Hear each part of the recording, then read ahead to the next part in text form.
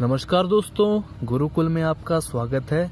आज हम लोग क्लास 10th का चैप्टर नंबर 2 बहुपद के बारे में पढ़ेंगे। देखिए, बहुपद आपने पहले भी पढ़ा होगा क्लास 9th में, ठीक है। लेकिन उसमें क्या था ना कि एक चर वाले बहुपद को पढ़ना था। लेकिन हम लोग क्लास 10th में दो या तो दो से ज़्यादा चरों वाले बहुपद के बारे में पढ़ेंगे, ठीक है। और उनकी घातों के बारे में भी अध्ययन करेंगे, ठीक है ना। घात का मतलब होता है डिग्री, और बहुपदों को इंग्लिश में कहते हैं पॉलिनोमियल।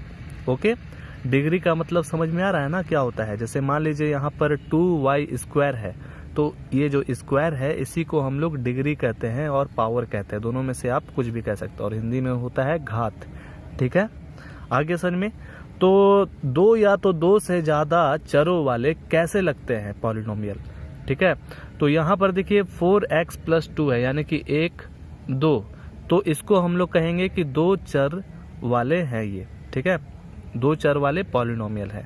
और इसको हम लोग क्या कहेंगे, 1 2 3, इसमें हम लोग कहेंगे कि तीन चर वाले पॉलिनोमियल है, ठीक है। चर मतलब होता है वेरिएबल। क्या होता है? वेरिएबल। 3 वेरिएबल वाले ये पॉलिनोमियल है। ओके, और यहाँ पर बोला गया है कि घात इसके कितना है, 1 है। तो घात आप कैसे पता करिएगा। जैसे यहाँ पर 4x+2 है, ठीक है। तो इसका जो पावर है यहाँ पर दोस्तों वो छुपा हुआ है। 1 होता है ना, लेकिन छुपा हुआ है, ठीक है। तो इसको हम लोग कहेंगे कि ये एक घात वाला है। अगर इसमें देखिए इसका भी पावर है और इसका भी पावर है, तो हम कौन सा पावर लिखें? हमको वही पावर लिखना है। हमको उस पॉलिनोमियल का वही पावर लिखना है जिसमें सबसे ज्यादा पावर हो, घात हो। तो देखिए इसमें है 1 घात और इसमें है 2 घात, ठीक है। तो 2 घात आप लिखिएगा। आया समझ में? इसमें देखिए यहाँ पर 3 भी है, 2 भी है, 1 भी है। तो किसको लिखना है? 3 को लिखना है। आगे समझ में? इस तरह से। और ये कितना वेरिएबल, यानी कि वेरिएबल मतलब चर, ठीक है। 1 2 3 4, आगे समझ में, 4 वेरिएबल वाले ये पॉलिनोमियल हैं। ये था आपका कुछ बेसिक कॉन्सेप्ट पॉलिनोमियल का। अब जो आगे है इसमें हम लोग को टाइप्स ऑफ, यानी कि कितने तरह के बहुपद होते हैं वो बताना है। तो एक होते हैं रैखिक बहुपद, जिसको हम लोग इंग्लिश में कहते हैं लीनियर पॉलिनोमियल, ठीक है। उसका उदाहरण के तौर पे देख लीजिए कुछ। देखिए, लीनियर पॉलिनोमियल उसी को कहेंगे जिसमें 2x-3 है ना, यहाँ पर जिसका पावर जो है वो 1 रहे, यानी कि एक पावर वाला को हम लोग लीनियर पॉलिनोमियल कहते हैं। जैसे देखिए यहाँ पर 4x+2 था ना, अगर इस तरह का आप पॉलिनोमियल देखिएगा तो कह दीजिएगा कि ये लीनियर पॉलिनोमियल है। ओके, देखिए यहाँ पर जितना भी एग्जाम्पल आप देखिएगा सब में जो है पावर एक ही मिलेगा आपको देखने से, ठीक है। और इसी में अब आप देखिएगा कि 2x+5 - x²। ये क्या हो गया? यहाँ पर तो x² आ गया, यानी कि 2 घात आ गया। अभी तो हमने बताया था कि ऐसा तो होता नहीं है लीनियर पॉलिनोमियल में, लेकिन यहाँ साफ साफ लिखा हुआ है कि अगर इस तरह का एग्जाम्पल आपको देखने के लिए मिले कहीं भी, तो आप इसको कभी भी भूल से ही लीनियर पॉलिनोमियल मत बोलिएगा, ठीक है। तो इस तरह का जो क्वेश्चन होगा वो लीनियर पॉलिनोमियल में नहीं आएगा। ओके, x³ + 1 ये सब कुछ नहीं होगा। जिसका पावर 1 रहे, घात 1 रहे, उसी को हम लोग लीनियर पॉलिनोमियल कहते हैं। ये अगर समझ में आ जाएगा तो आगे भी समझ में आ जाएगा। और देखिए आगे का है द्विघात, यानी कि 2, पता चल रहा है कि 2 नाम ही से। तो द्विघात को हम लोग क्वाड्रेटिक पॉलिनोमियल कहते हैं। इसमें साफ साफ बात है कि जिसका घात अगर 2 होगा उसको हम लोग क्वाड्रेटिक पॉलिनोमियल कहेंगे, द्विघात कहेंगे। ओके, देखिए यहाँ पर एग्जाम्पल के तौर पे एग्जाम्पल है ना, y² - 2 2 - x²। देखिए तो पावर है ना 2 और भी आगे बढ़िए 2 ये सब जो है दो घात वाले पॉलिनोमियल है, ठीक है। तो इसको हम लोग कहते हैं द्विघात बहुपद, ठीक है। Quadratic polynomial. अब आगे बढ़ते हैं, त्रिघात बहुपद दिया हुआ है, देखिएगा ध्यान से।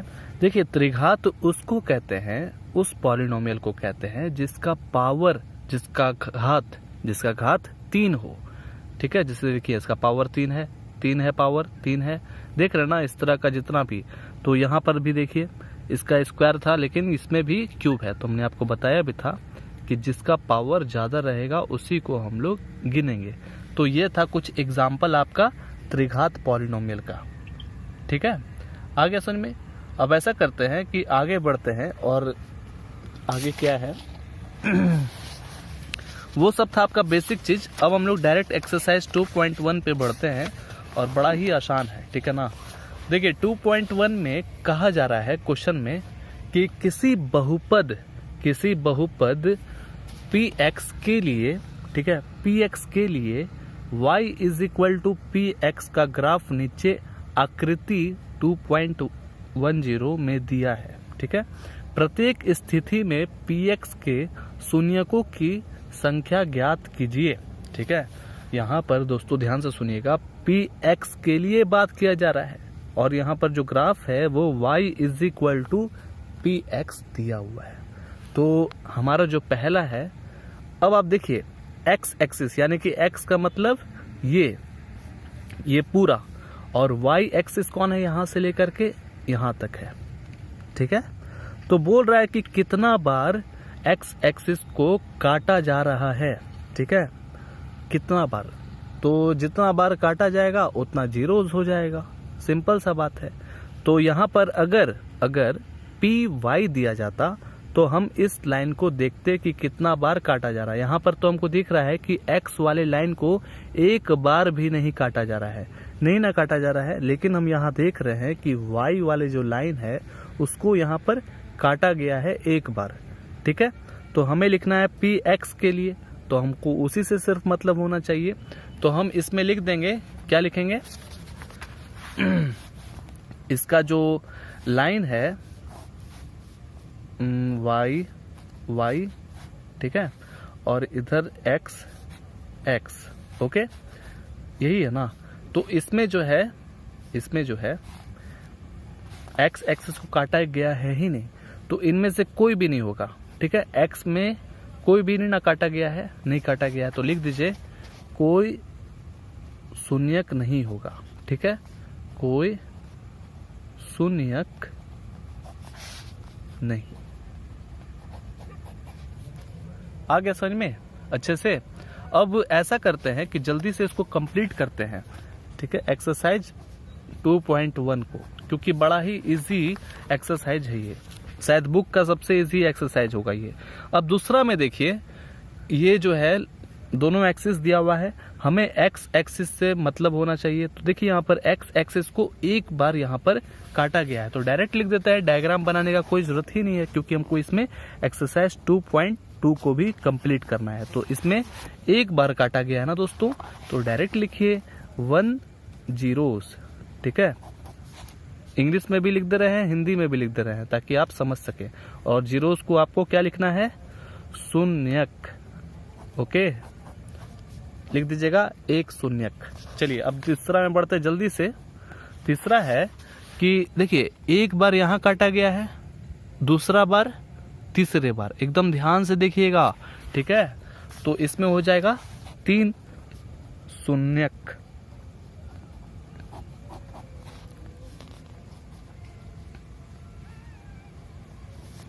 ठीक है। अब चौथा में बढ़ते जल्दी से। चौथा में दिया हुआ है कि कितना बार एक्स एक्सिस को काटा गया, तो देखिए 1 2, तो लिख दीजिए फटाक से 2 zeros। चलिए आगे बढ़ते हैं। 5वां नंबर में दिया गया है कि कितना बार काटा जा रहा है, 1 2 3 4, चलिए जल्दी से 4 लिख दीजिए, 4 zeros। अब छठा है लास्ट, देखिए 6 भी बड़ा ही इजी है लेकिन अलग टाइप का थोड़ा है। 6 नंबर में देखिए कितना बार काटा जा रहा है एक्स एक्सिस को, 1 बार, 2 बार, 3 बार। अब आप बोलिएगा कि ये जो लाइन है यहाँ पर आकर के 1 बार काटा गया है, ठीक है, और यहाँ पर भी ये लाइन शुरू होता है दोस्तों, ध्यान से सुनिए। लेकिन ये जो है इस लाइन के नीचे नहीं गया है। अगर नीचे जाता, थोड़ा सा हल्का सा लटक जाता अगर, तो लटकता तो किस तरह से, एक बार इसको काटता, एक बार इसको काटता, ठीक है। लेकिन ये क्या हुआ कि जो हॉरिजॉन्टल लाइन है हमारा, इसी पर बना रहा, इसी पर बना रहा, यानी कि एक ही बार इसको टच किया, ठीक है, एक ही बार इसको टच किया, और फिर इसके बाद जो है यहाँ पर भी इसी तरह से इसमें भी होता है। तो एक बार इसको हुआ, दूसरा बार, तीसरा बार, ठीक है, 3 बार जो है काटा गया है। ओके, अगर वाई एक्सिस के बारे में बोला जाता तो इसको बोल देते कि एक बार काटा गया है, इसको भी एक बार काटा गया है, और इसको भी एक बार काटा गया है, और इसको भी एक बार काटा गया है। इस तरह से आप बोल देते हैं, ठीक है। तो इसमें लिख दीजिए 3 zeros, तो यहाँ लिख देते हैं छठा का आंसर 3 zeros। आगे समझ में, इस तरह से। अब बड़ा ही इजी था ये चैप्टर। अब जल्दी से 2.2 को बनाते हैं, ठीक है। देखिए 2.2 में जब हम लोग क्वेश्चन बनाएंगे ना, तो ये सब जो लिखा हुआ है इसका मतलब भी पता चल जाएगा। हम आपको बतला रहे हैं, बस थोड़ा सा धैर्य रखिए, ठीक है। 2.2 में क्या कहता है, चलिए इसको पढ़ते हैं अच्छे से। देखिए एक्सरसाइज 2.2 बहुत ही इजी एक्सरसाइज है, ठीक है, प्रश्नावली 2.2। देखिए निम्न द्विघात